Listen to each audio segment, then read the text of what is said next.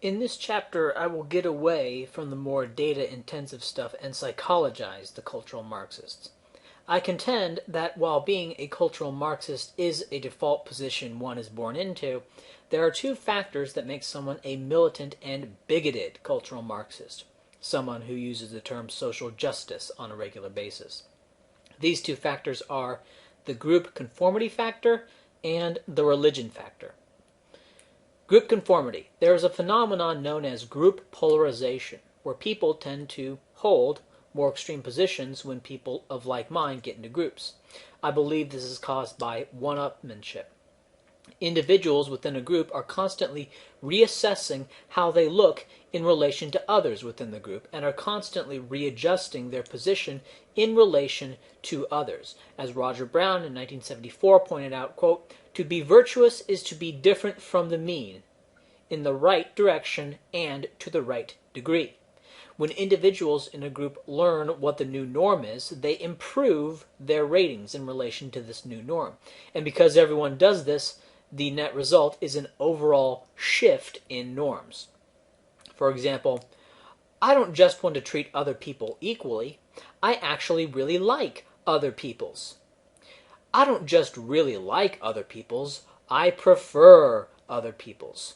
I don't just prefer other people's, I hate my own people. That's how far from racist I am. This is one-upmanship. I'm similar to the group, but just a little better than the group. I hold the popular opinion, but even more than others. I call this hyper-orthodoxy, or zealotry for the status quo.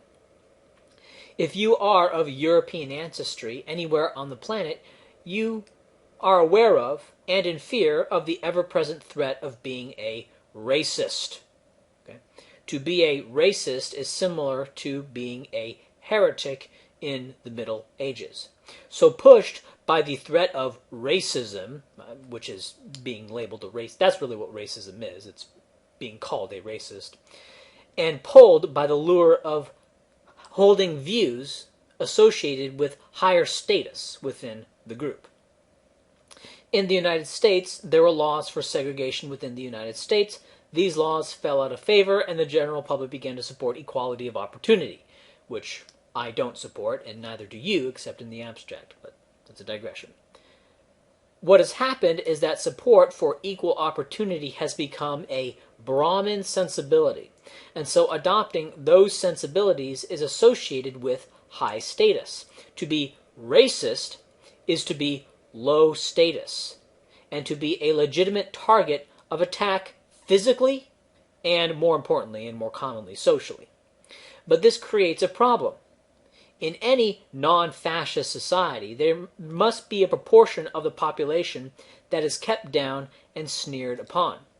But as the sensibilities of the general public move further and further to what we call the left, racism has moved with it. This racism inflation is where more and more things become labeled racist. The cultural Marxists need racists to serve as the undergroup to attack.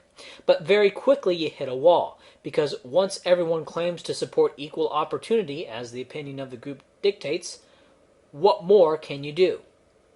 Is that not game over? How much more not racist can you be than zero? This is a crisis for the narcissist, who wishes to put himself at an even higher status than everyone else in the group. Enter white privilege.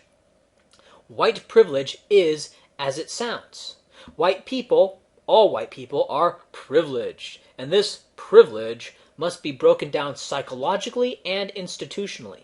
Now, in practice, what this really means is laws discriminating against whites economically, hiring, getting housing contracts, all that stuff. All right, and an informal program of demonizing and vilifying any white identity and pumping up non-white racial nationalism. And so the theory of white privilege gives the narcissist a path to superiority over his peers by being progressiver than thou. It justifies the line, I don't just prefer other people's, I hate my own people. That's how far from racist I am. White privilege, the theory of white privilege, well, I'm not going to grace it with the term theory. The opinion of white privilege allows people to do that. It allows people to go from zero racism to negative racism on the racism scale, and that's okay because white privilege. The religion factor. Sometimes fact is stranger than fiction, right? But usually fiction is stranger than fact, and this is because fiction is not bound by reality. Fiction can say things like, the battle between the U.S. Democrat Party and the U.S. Republican Party is a battle between two diametrically opposed and distinct worldviews, when really it's more like party infighting. Another false truism is that there are lies, damned lies, and statistics. Of course, in reality, it's much easier to lie with anecdotes and sort of gestalt impressions than it is to lie with statistics. Now, most people need some creed and something to believe in. If one isn't given to them, then they'll just make shit up. If God is dead, something is going to fill the void. Something will fill the void. Usually it's the, progressive, rational, skeptic bull thing. So cultural Marxism can be seen as filling the void that religion has left. The universities themselves actually grew out of the cathedral schools, aka the Montessoris. Harvard, for example, was founded to educate the next generation of clergy in the Americas, since no such school existed in the Americas at the time. At the cathedral schools, you would have two paths, the clergy and the professions. The clergy would go into the countryside and at the churches, and they teach the masses the dominant ideology of the day, which was the papal interpretation of Christianity. At the time, church was state, state was church. Law was evaluated as binding based on its correspondence with Scripture. There was no notion of separation of church and state. In fact, the idea that church and state could be separated was N.A. It doesn't even... The idea that separation of church and state could even be a possibility is a very modern notion. In 1000 AD, the notion of separation of church and state was as alien as separation of water and wet. Right? Today, you have a similar split in the universities between ideology and the professions. Right? People who go to universities to get the STEM degrees, science, technology, engineering, math, and people who go to get degrees in ideological subjects, and then they become teachers, so they work in some activist outfit, or they work for the government, or if they're exceptionally brilliant defenders of the status quo, they can break into the professoriate, right, the modern equivalent of bishops, or even deans, the modern equivalent of cardinals. Though there is no modern equivalent of a pope, simply because an analogous position doesn't formally exist, there are multiple people who do attain pope-like status.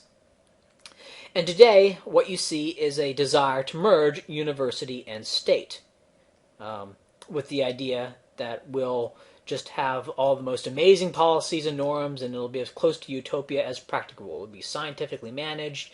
When I think of the merger of university and state, I think of like some people on TED Talks giving really god-awful policy proposals. That's what I see. I would also like to say that cultural Marxists, by my opinion and experience, are worse than Christians today in terms of their intolerance for alternative views. Okay? And that their ideology is one of original and inescapable sin, right? We are all racist, sexist, homophobic, heteronormative, inheritors of white privilege and male privilege. And like St. Thomas Aquinas before them, they have their ponage of heretics, right? Although Aquinas was a bit more eloquent. Okay, and so we can see that the same kind of psychological profile of the people who went into the church and became clergy and became fanatical defenders of Scripture are probably the same kind of people who go into the universities, get ideological degrees, and become fanatical defenders of whatever, become, social justice people. Right? These are the psychological analogs of the religious fanatics back then. And the psychological analog of the religious Christian fanatics today would be more like the Protestants and the Anabaptists who oppose the Catholic Church, who are fanatically religious too, but they were a bit more anti-authoritarian in their fanaticism.